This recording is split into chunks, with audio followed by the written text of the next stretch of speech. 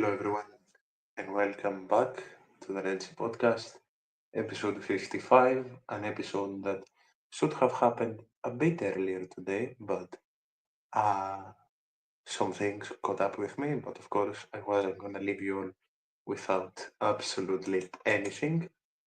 And an episode where we will just look back at a double week that was as perfect as it honestly can get for Olympiacos BC and how the team can and more or less will move forward. Before I get into it, for the first time in a while, I dropped the link for this stream in the comments, and whether it's now or for the future, if I am streaming solo and without Gav, um, I will be dropping the link most times for you all to jump in, share your opinions, share any questions you have, and anything you want to say, really. Otherwise, you can do that by going down below. Of course, like and subscribe if you like what you see. You can do that by either commenting down below, going on Spotify if you're not already listening to Spotify, and commenting on the feature there, or commenting on any of my posts over on Instagram and Twitter, and messaging me at that. Also, there is a Patreon down below. Any rewards and stuff are explained in there. Any costs, as I've explained many times in the past, will be towards improving the equipment of the show as time goes on. And none of it will affect the content of the show, of course. Now, after all that quick shameless promo, let's move on to the basketball. Of course, the week that passed, it was two away games in Spain against Baskonia and Real, and Olympiacos came back home with two victories from those games. Um, and without complaining of that, unlike some coaches do, for two away dates nonetheless, but that's a completely different topic that I don't really wish to get into right now. Starting off the week with Baskonia, a game that perhaps shouldn't have been this heart rate increasing, this heart attack inducing per se. Uh, but a game that after extra time ended 101 to 102 with a victory for us.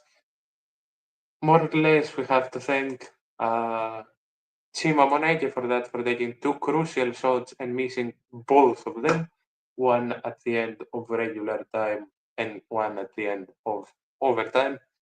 And yeah, as always against Olympiacos, someone from the other team will have the game of his life. Uh, it was Cabarro this time with 25, 4, and 3 in 37 for Timothée Luau Cabarro. And also a very impressive player that I honestly don't know why we haven't made an official or a good enough move for yet is Nikos Rokavopoulos, of course, who against us dropped 14 2 and 1 in 15 minutes and was a shining light for a Baskonia that was aiming massively to trouble us, but in the end failed. And in the end failed because of one man and one man only. Of course, not a solo performance, but a performance and a generally heavenly week for the Frenchman that's been called up for his national team, of course, and that's Evan Fournier. Evan Fournier, who dropped 22, 3 and 1 in 40 against Baskonia, and Evan Fournier, who dropped 28, 3 and 3 in 33 against Madrid. Madrid, who we, of course, beat by 10. The score against Madrid should have been way worse, but through this and that, Madrid crawled up to simply a minus 10. This I agree with fully.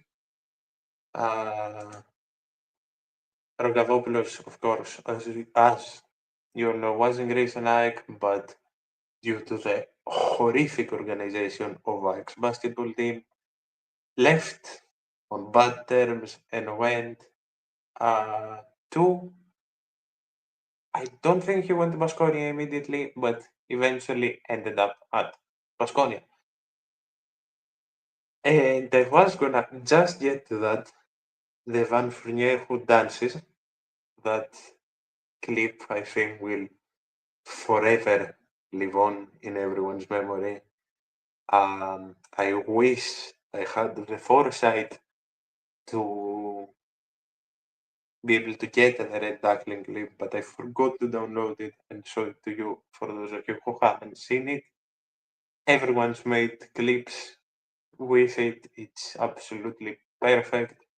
And I think it's another reason why all of us Olympiacos fans love Evan on and off the court. Moving on from what I was saying,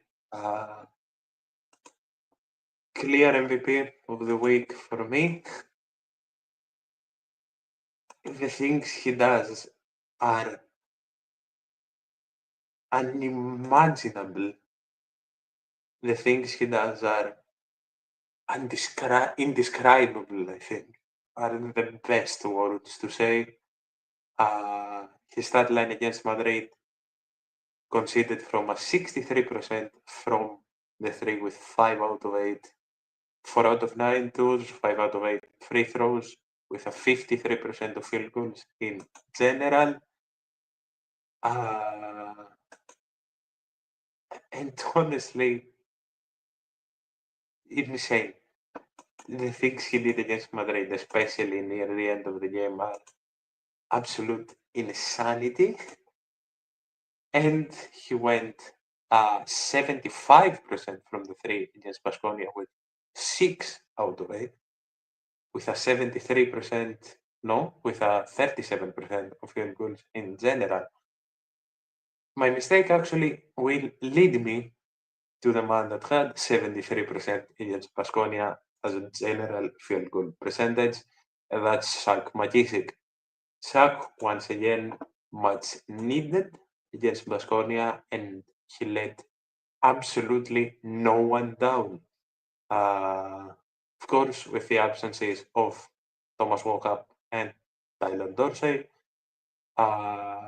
and the absence of no, the absences of Walkup and Dorsey, I was correct. No one else was missing. Shaq took 34 minutes game time and finished up with 22, 3, and 3. And as I said, with 73% from the field goal, which is absolute insanity, by the way. And another man that I want to swiftly move forward to. I will go back to Shaq McKissick because Shaq deserves so much credit in general. I've said it many times and I'll say it again. I'll move back to Shaq because of some news that circled around, but that's story for a bit later. The man that I do want to just sit here and completely applaud is Nigel Williams. Nigel Williams goes with 19, 2, and 8, and I'm pretty sure, let me actually go check. He had a couple of steals to his name, yes, 19, 2, and 8 with 2 steals. One of the best games he's had in an Olympiacos shirt, going 11 out of 14 free throws, 4 out of 6 2-pointers. Just showing up again and again and again and again. And yet, people find a way to be negative about him every time. And I think it's safe to say that the time he needed to be a starter and to get most of the game, he let nothing to be uh, nothing to be doubted, I'd say, and just an all-around perfect performance. And that's what Ghost can do, honestly. Ghost is a player that may not, I've said this before and I'll say it many times again, Ghost is a player that may not be a superstar, but Ghost is a player that can show up when he's needed to show up. And he deserves so much more credit than he gets in this team, and he deserves so much less hate than he gets in this team. Because he's a valuable asset, everyone is a valuable asset, but especially sometimes Ghost. Same as McKissick, of course. The news that came out about Zach McKissick, uh, and I myself fell for those news. So again, I'll remind you all that whatever I say, unless I have 100% credible sources or I state that I am 100% sure that this is gonna happen, please take everything with a grain of salt. I'm not a professional, nor am I an insider, nor will I ever act as an insider. I am a fan speaking for me and for the rest of the fans that deserve to have a voice. The news I portray will, of course, be as credible as I can make sure they are before I post them. That's why, with some rumors going around and stuff, I don't really bother with posting them. But sometimes I will post false stuff because sometimes I will be false in believing some stuff. And one of those false rumors that I fell for was that Nigel Williams was renewed with the team on a 1+1 year deal, which of course Beryl herself came out, I think it was not even an hour after I made the post that I saw from a certain journalist that I will start to doubt way more now. Did I say Nigel? I meant Sack. uh, yeah. I, I mixed those two so much, and I said that Nigel renewed. I meant Sack. I reported on Sack renewing a 1+1 year deal, which of course Beryl, not even an hour after, I'm pretty sure it came out and said that it is fake news. Now, what that means in general, I have not the slightest clue about Sack's future in the team. Will he renew? Hopefully, because Sack not only deserves to renew with his club, but I've said this many times, and many people agree that Sack deserves to retire in this club. One of the best Americans, if not the best American that's played in his team contribution wise, going through his fifth season here, if I'm not that mistaken, has earned the uttermost love of the people. And hopefully, the next time that um, news come out about Shaq's renewal, they are true and they are more than 1+1. Speaking of Nigel Williams, of course, I'm pretty sure his contract is ending as well, but take that with a grain of salt. Uh, I'm pretty certain that his contract is ending. With Keenan Evans coming in, a guard will have to go, I'm guessing. So we'll see what happens. I don't want to speak on a renewal, on if I wish for him to renew or not. But if he keeps up the consistency of the form that he had, especially against Baskonia, I think he deserves a renewal. But I feel like we haven't talked about what I said enough, what I just said enough, and that's that this team is soaring 2 wins above everyone else. Fener has a game less, of course, the postponed, the cancelled game against Paris that will be played at some point. I don't even know if there is a set date for that, but right now, and especially if we beat Fener, that's the game coming up, of course, at home, we will be 2 wins away from everyone, no matter what happens with the Paris game. This team is just soaring sky high with a player missing, with a dead shot missing. I think as the season goes on and as the team goes on, some people just put it in the back of their minds that Keenan Evans is going to be properly inducted into the team very, very soon. I think it's a matter of weeks now. I'm pretty sure Bartzokas' last statement was that Evans will start training with the team late January, early February. So it's a simple matter of weeks now where not only does our field goal percentage go up. I don't know what's wrong with my slurring of words today. I apologize. Perhaps I'm too excited to talk about basketball live because I haven't in a while, given how my last EuroLeague show was pre-recorded.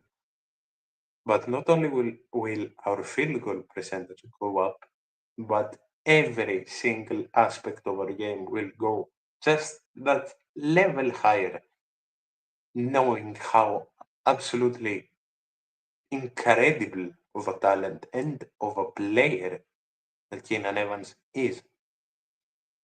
And as Barjok has said, as Keenan himself has said, he's more than hungry to come back.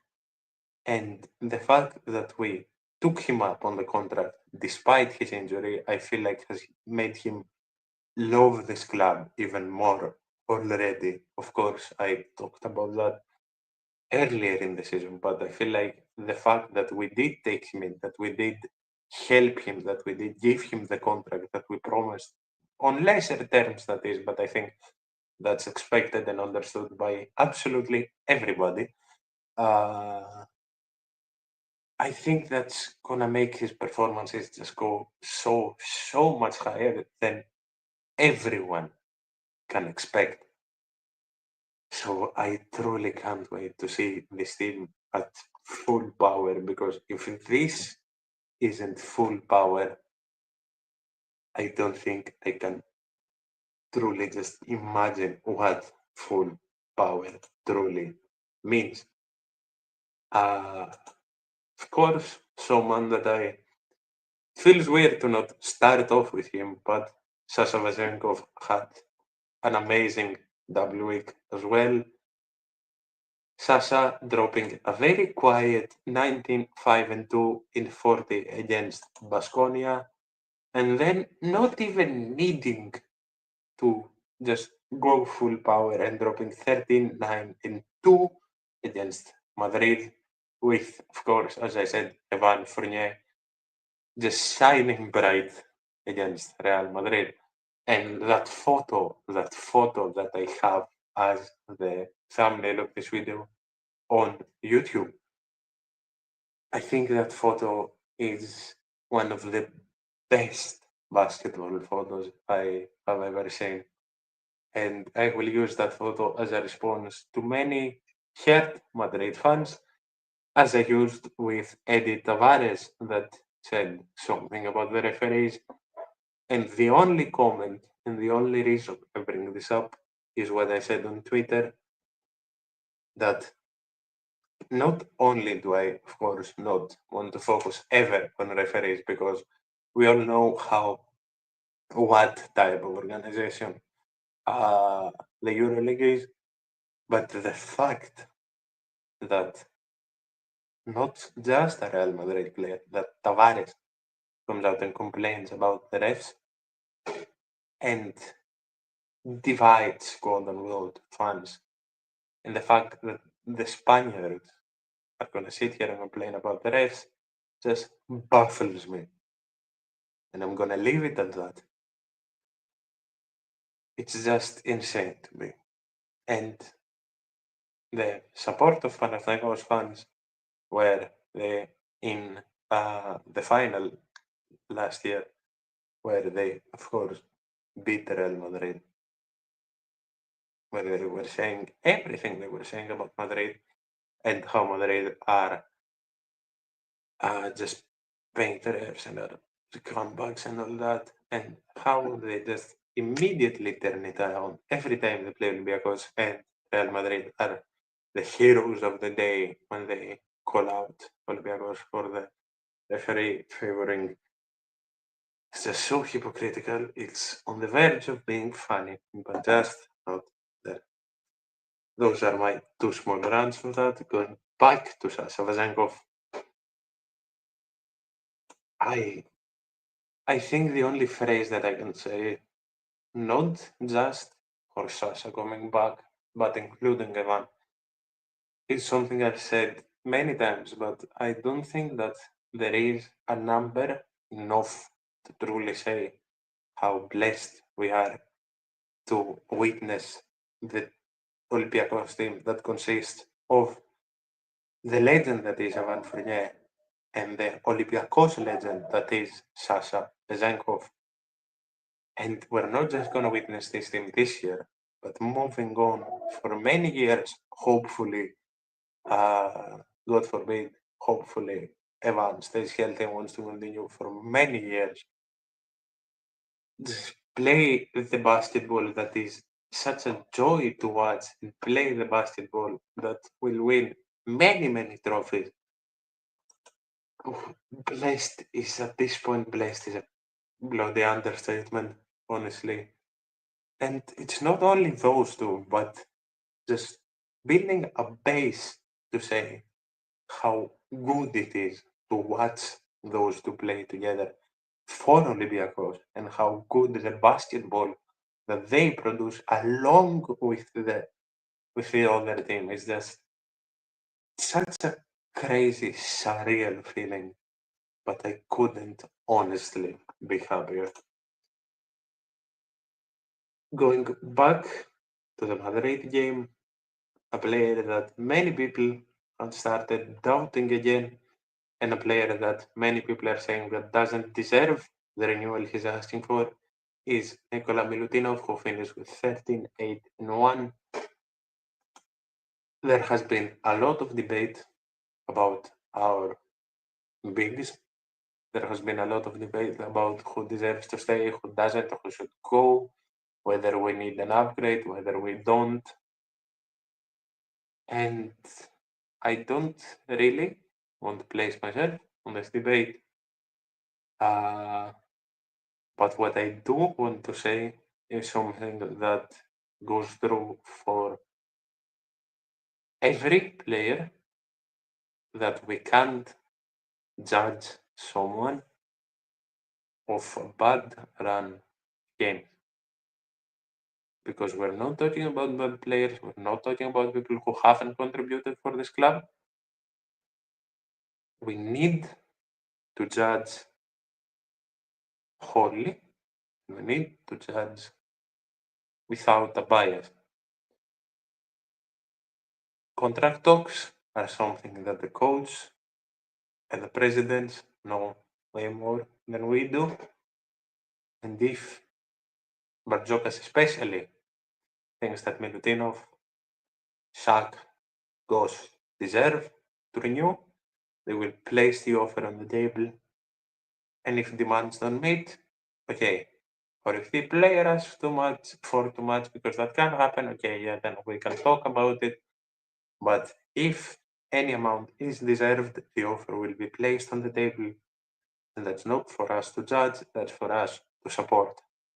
You all know me, you all know that I love Nicola as a player, and I do think that he deserves to be here. I can't sit here and say that I've fully read on what he asks.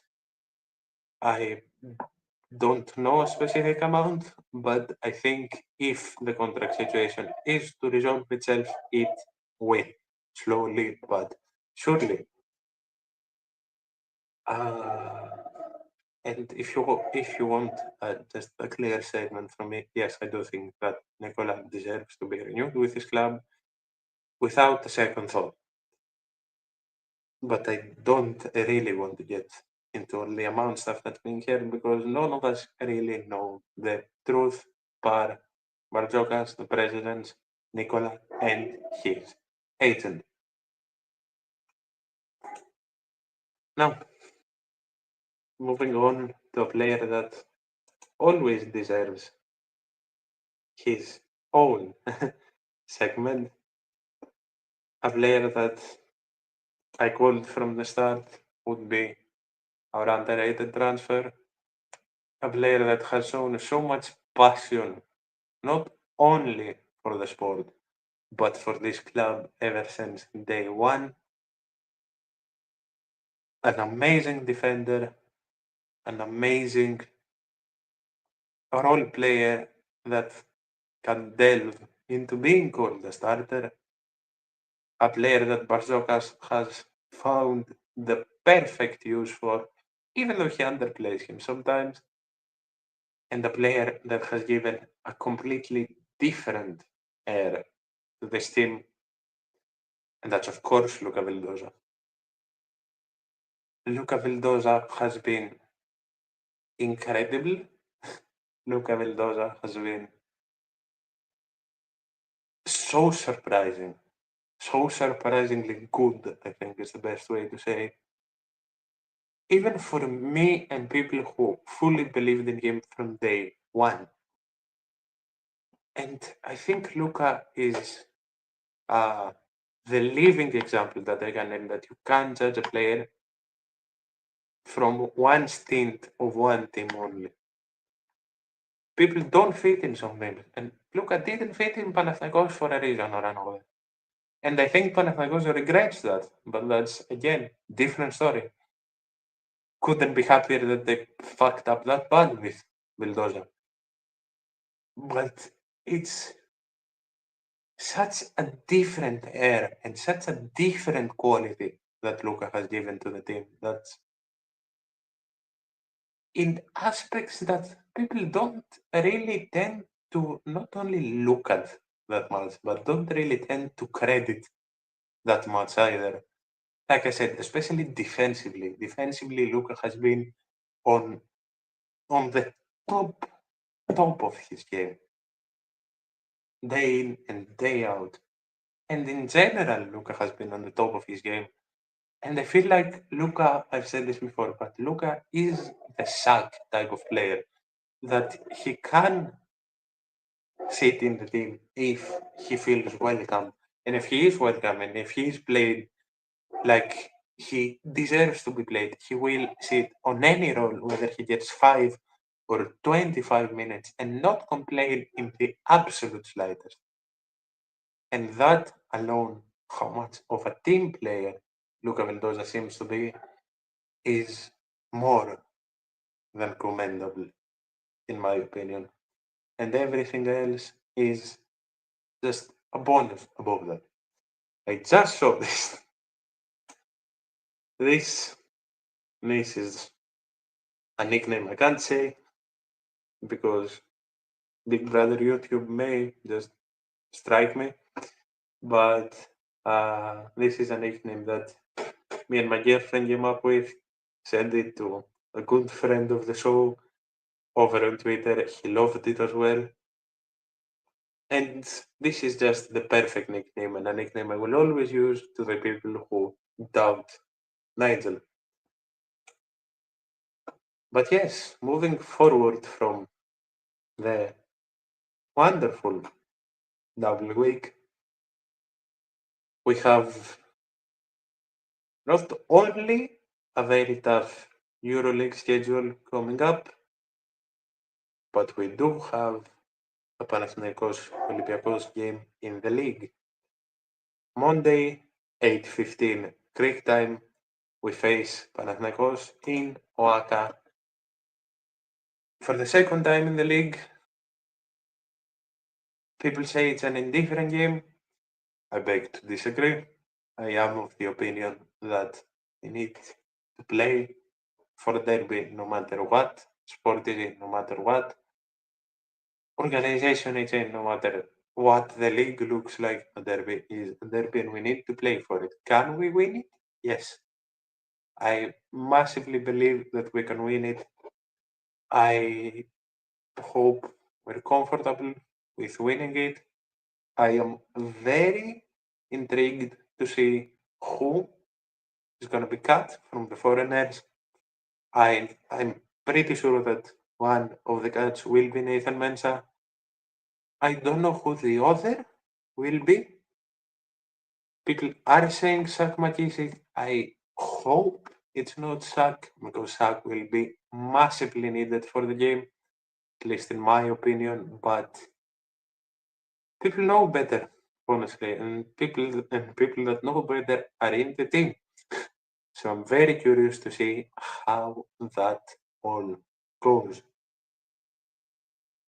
Now, following that game, it's a clash of first versus second in the EuroLeague as we're facing Fener, as I mentioned before, and that team's gonna show a lot, honestly.